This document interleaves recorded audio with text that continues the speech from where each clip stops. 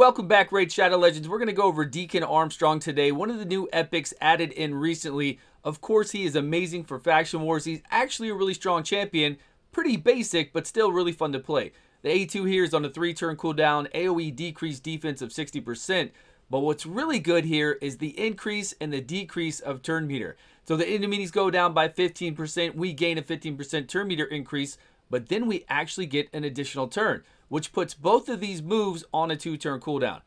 Eventually you'll start cycling through 2-turn cooldown, 2-turn cooldown, which is pretty damn sweet. Then we've got a leech on the A1 and a speed aura right here of 90% anywhere we take him in the game. Now I played this guy in full relentless with like 280 speed relentless, and I didn't see a difference. Of course, he's getting an additional turn here. You can't get 2 additional turns with the relentless on, and I really didn't see relentless proc that often on these two. It just didn't seem to make a difference. I wanted him in the stun set after I tried relentless for mini battles in the Doom Tower. It just didn't seem worth it. What we want on this guy is a stun set. That is in game. I really feel like there's no other set out here that would work better than stun set, because we're cycling through this 2-turn cooldown to do an AoE to get a stun out on people. You're going to see it in a minute. So we're getting a decreased defense stun. We've got his mastery set up for stuns. We're coming over here with fearsome presence, 5% additional to stun. We've got an 18% from artifacts. We don't need accuracy or resistance for those artifacts to stun. We take them from an 18% with this additional 5 up to a 23% to stun.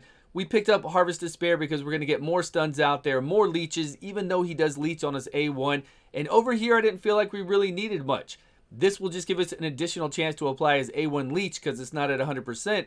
And we could have gone for Master Hexer, but he's already cycling through his ability so fast that we really don't need it. And then here we can get a cooldown maybe on that A3, more turns, more times to deplete their turn meter and increase our whole team's turn meter. That's what we want. We do have some kind of cheating accessories here that you get from the bazaar that don't put some skills on cooldown. So every once in a while, you're going to see him do this ability multiple times in a row, because we have a 10% chance not to put this on cooldown with those accessory bazaars, and then he just keeps going through it, man. Talk about an Energizer bunny. You're going to see this. Let's get into it. We're going to start off with Old Man Deacon Platinum Arena and see how the stun set really helps our team out. Now, energizing right here. Dropping turn meter, increasing our turn meter for our team. We're increasing our turn meter with Arbiter. We're dropping their turn meter and increasing ours with the speed with our Lysandra. And then with him there, again, we're doing it all over. Plus, watch this. Okay, not that time. Sorry, that was a bad clip. We weren't supposed to include that one. Valkyrie pushed him back and he didn't even get to take a turn. Basically what it means, if you're doing that much turn meter increase, that much turn meter reduction, then your DPS can be really slow. If you speed tune everybody out there, look at that. 2 stuns, I like it. We got a stun up and they're all gone. But if they weren't gone, if that Arbiter was really tough, she was already stunned from our boy Deacon over here. But when you speed tune something, right, you make it so they can't cut in on you. And that would mean that right now, if we were to go to the speed tuning calculator, we could have our Trunda, who is our DPSer, really slow. Because we're getting a speed increase, decrease on them, speed increase again, decrease on them.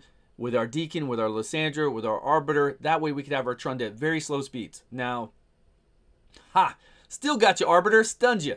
So we got that decreased defense from our Deacon, and we got that stun up. Maybe it doesn't look that impressive yet, but wait till we get into some dungeons. This is another one, okay?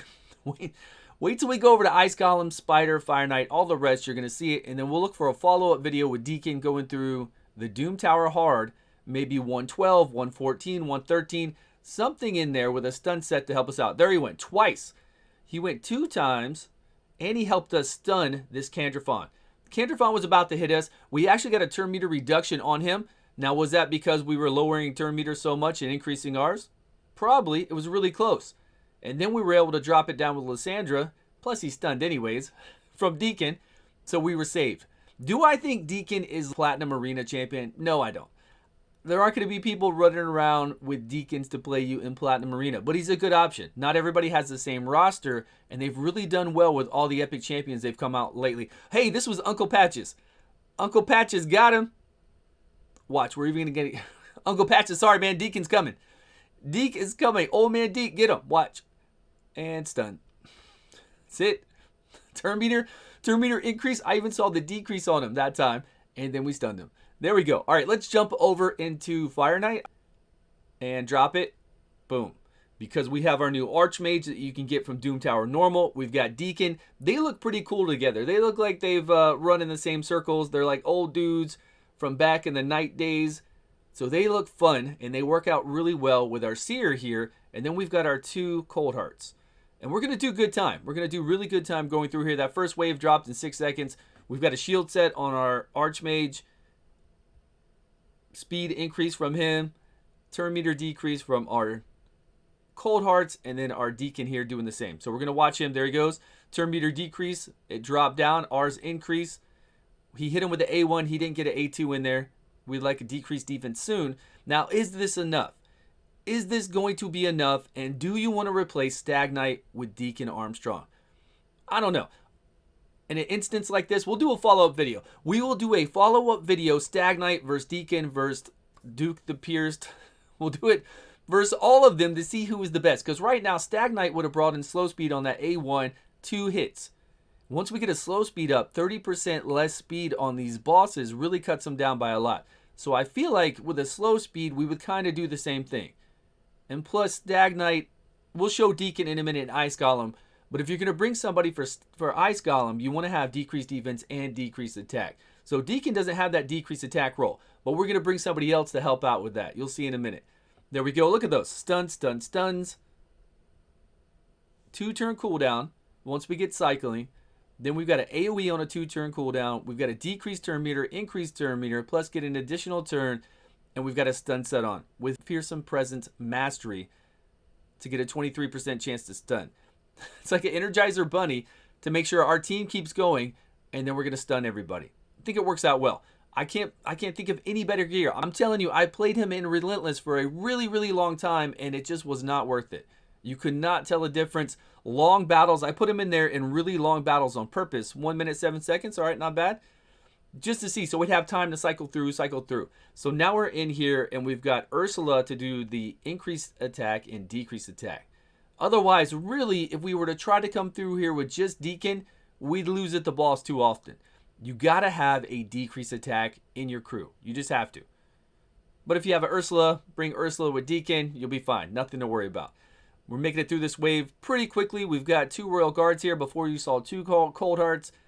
We're bringing in the power players. Now, when we get up here, of course, you're going to see some people die. But we have Ursula, and even though she's here giving us the decreased attack on the boss, which, you know, Ice Golem, you have to have that decreased attack up or a really crazy team. Could you imagine if we came in here without her? We would have been dead. And I ran this quite a few times, and I like to bring Ursula in. She's a really solid champion. She's more than a solid champion. She's phenomenal. Phenomenal. So if you have her, go check out my guides. She really makes everything smooth. So there she is. She's giving us the increased defense and strengthening. We're taking 25% less.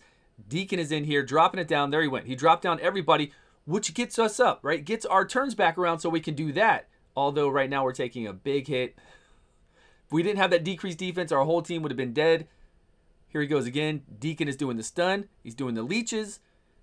And sometimes you'll see my Royal Guard heal for about 10,000 just from his A1 with that leech up. So leech is very handy. 121, not the fastest runs, but, you know, depends on what you have, right? Then, of course, we could play him in Spider. So you have your off affinity tank. You come in here with your Deacon. And again, this is one of those battles we're going to have to see about. Because if we bring Stag Knight in, he'll do the A1 and get his slow speed on it, which slow speed is enormous. Plus, he'll do AoE decrease attack, which will help us, will definitely help out our off affinity tank not take so much damage from all these spiderlings. A lot. So while not everybody has the same roster, since Stag Knight, and the reason why I keep mentioning him, has been out for a very long time. And a lot of people have him at 6-star. But we'll do a guide comparing all of them, and we'll see who the best truly is. Although this champion is a lot of fun. Deacon Armstrong is definitely a lot of fun. I don't see stuns out here.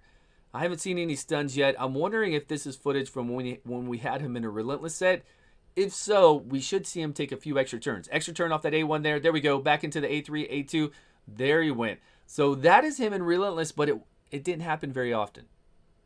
So I just didn't like it. Do stun. Just believe me, do stun. You'll be better off in the Doom Tower. You'll be better off in waves going up against something like this in Spider. In the Doom Tower is where it's at. Like, this is kind of old content. You might be coming up in the game. Eventually, you'll get through this old content and it'll be nothing to you. And if you take him out in a stun set going through Faction Wars, it's going to be really simple. Very, very simple. So use him in that stun set. Here he goes. I think this is it. I think we've showed pretty much every run out there. We will take him in the Doom Tower. We'll do some more things with him. Let me know down below, how do you feel about Deacon? And definitely, how do you feel about him in a stun set? Do you believe that there's another set out there that is better tuned for him? Or are you trying to get damage out of him? Because he does do pretty good damage numbers. He's just, to me, a support champion, so I don't really go that role right away. Let me know your thoughts down below. Thank you all so much for watching. Please subscribe if you haven't, and I will see you guys all in a video soon.